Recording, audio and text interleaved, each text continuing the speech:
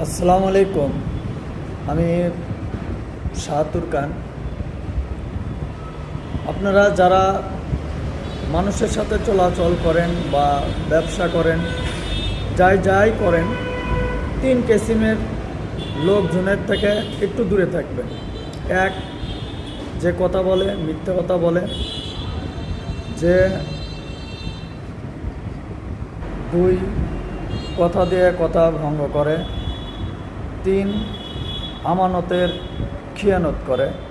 এই তিনটা ভিতরে যদি আপনি দেখেন যে একটার সাথে মিল আছে, আপনি তার থেকে একটু দূরত্ব বজায় রাখেন। যদি দেখেন দুটো আছে, আরও একটু দূরত্ব বজায় রাখেন। আর যদি দেখেন যে তিনোটাই ওই ব্যক্তির ভিতরে আছে, তাহলে একদম ক্রোধ চিহ্ন দিয়ে তার থেকে একবারে দূরে সরে যাবেন।